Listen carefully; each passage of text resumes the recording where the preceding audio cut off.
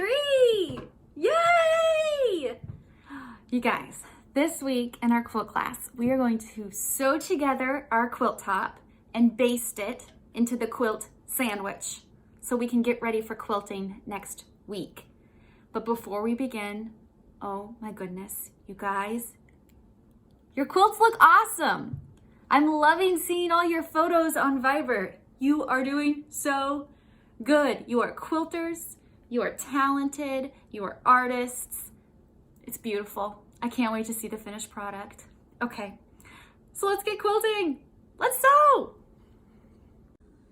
So I've laid out my blocks, my hourglass blocks, 9 by 4 up.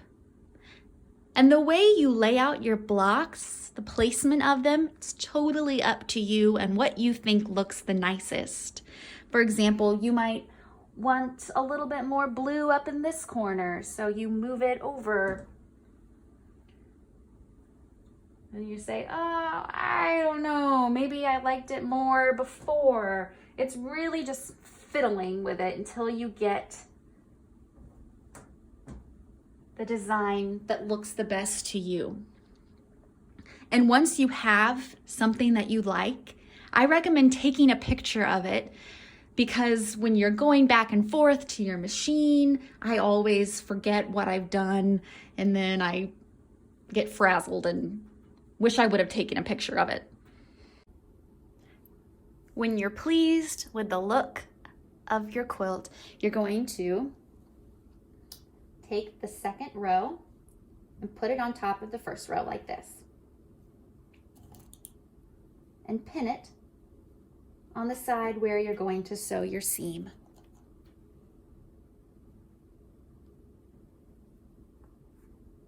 So you'll go all the way across, pinning it like so. And then you'll do the same thing with these two.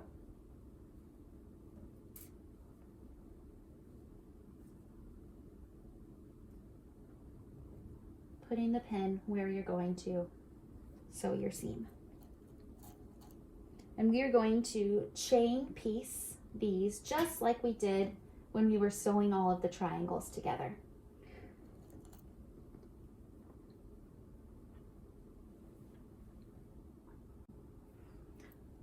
When you've pinned it all, it'll look like this, and you're going to take these over to your machine and do a seam along this edge, one long seam, back stitching at the end and the beginning of each new square, and then one long seam here.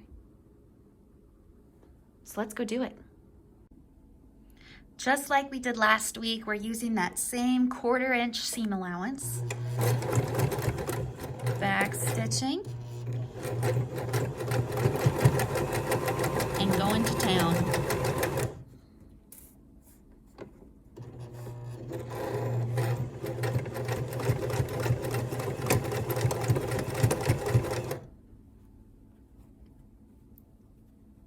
Getting the next two, sliding it under the presser foot, back stitching, removing those pins as you sew, because if your needle goes over it, it'll probably break it, which would just be sad.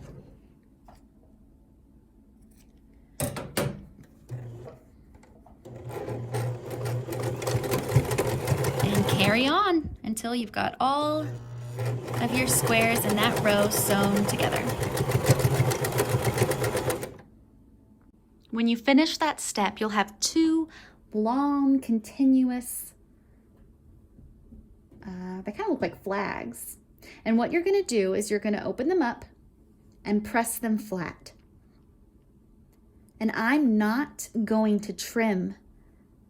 I'm not going to cut them apart yet.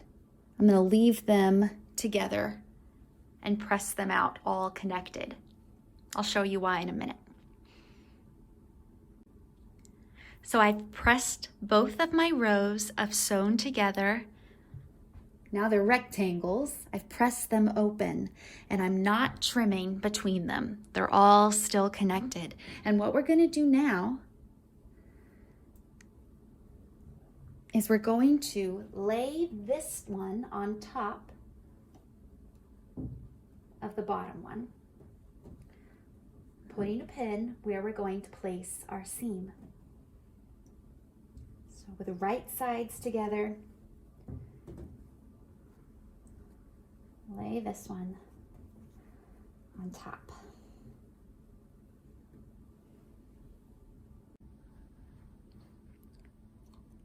So I'm pinning them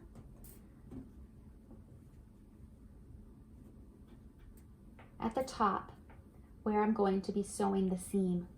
And when you do it this way, where you don't trim them all apart, it helps you to have an easier time lining them up so you get nice sharp points on your triangles. And if you're not getting super sharp points, it's not the end of the world. Some people are really precise quilters where they want everything to be perfect. That's not me. Maybe it's you. I think that if things are a little bit imperfect, it shows that it's handmade, especially when it comes to quilting. If you were sewing a dress or something, you'd want it to be perfect because it might not fit if you sew things a little bit wonky. But for quilting, don't tell anybody I said this. I think it's okay. So I'm gonna take this to my machine and I'm gonna sew a long seam where I've pinned. Y'all are old hat at sewing these together now, so I went ahead and did it. And I sewed this long seam together, connecting all of my pieces. And so now, when you open them up, you've got all of these long little strips. You're going to iron, press that seam flat, and now you can, once you've pressed it flat, all of them still connected, you can flip that and pin where you're going to have your seam.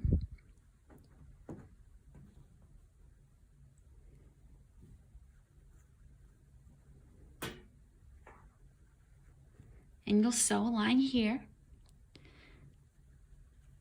You'll press that open once you've sewn it, and then you just keep going down the line. Pinning, you'll pin here and sew a seam. And keep going until you've sewn all of these together. And if this method is frustrating to you, if you're like, this is a goopy mess and I'm getting tangled and messed up, don't worry. You can just snip across the threads, pin it, and sew it together. You don't have to keep them all connected like this. If it's helpful to you, great. If it's not, totally okay. You can clip through the threads. And once you have sewn your seams along all the short ends, all of these, you are going to press your quilt top, and then you have done it. Yay! You're so close to have finished your first quilt top, and we'll be ready for basting. So I'm just gonna press all of these seams down as flat as I can get them.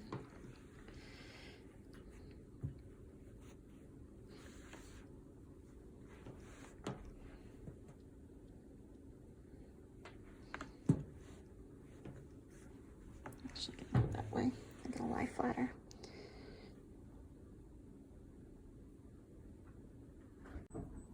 And just like that, look what you've done. You made a patchwork quilt top. We're almost there.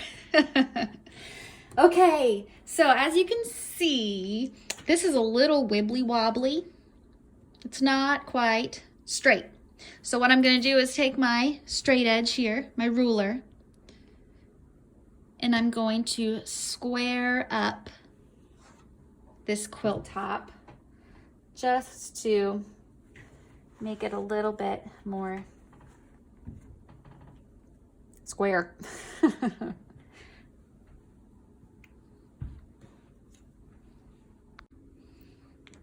just going to make a little cut.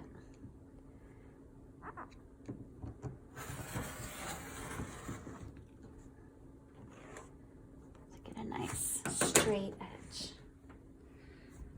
And again, this doesn't have to be perfectly square at this stage because once we quilt, we're going to square it up. I was just trying to get some of that taken care of at this stage.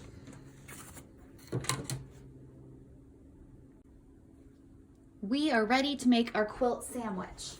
So you're going to need that big long backing piece that was included in your kit.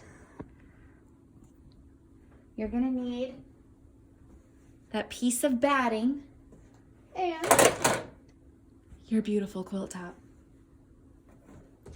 So stretch out. You can do this on the floor or if you have a dining room table. Go ahead and stretch out the backing fabric, and you're going to want to put it the right side facing down. So remember, the right side is that more vibrant side if it's a print. If you have a solid, it's reversible. So you don't have to worry about having it right side or wrong side up. It's only if it's a print. So I'm putting that print side facing down, and I'm gonna wanna smooth it out. If there's wrinkles on it, you should press it before you put it down. And I like to either tape down the edge with masking tape or painter's tape, or since it's kind of a small project, I'm just going to use books to make everything weighted down flat. So once you've placed your backing, then you're going to put your piece of batting down. Smoothing it out.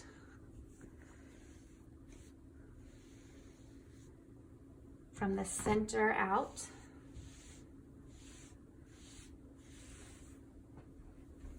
And then the last piece of your sandwich is your quilt top.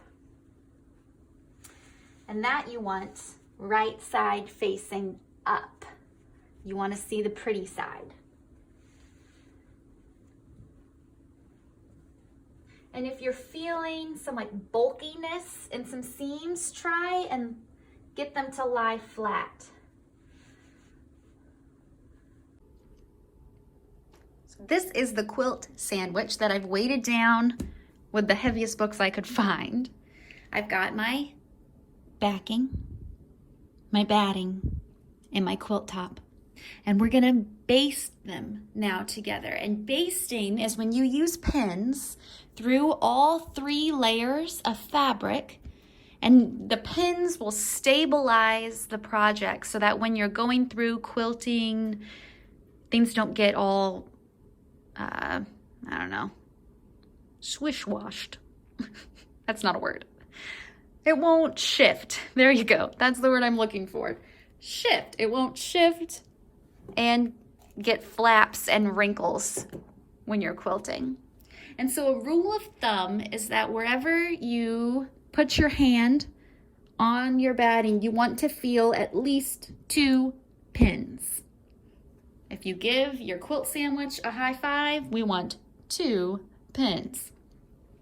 So what you'll do is you'll start at the center, and you'll want to make sure that you go all the way through all 3 layers of fabric with your pin and push it in like that. I'm just going to use straight pins because this is a small project and I'm not super worried about hurting myself if I'm crawling around on the floor. with a bunch of straight pins. If you have safety pins, you can use those. I often will use safety pins. And you're just gonna smooth as you go. You don't want any wrinkles. Going through.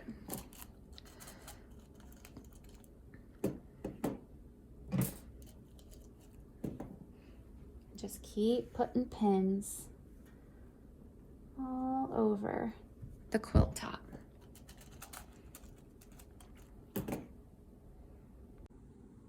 So I've put all my pins in, and I've put them pretty dense, to where if I give it a high five, I can probably feel 3 pins wherever I place my hand. And if you flip it over, you can see the little pin marks. And that is all for this week. Next week, we're gonna quilt. And I'm really excited about that. We're gonna go back to the sewing machine and quilt lines through our project. In the meantime, it's a little pointy, so you can roll it up and store it for next week. Okay, guys.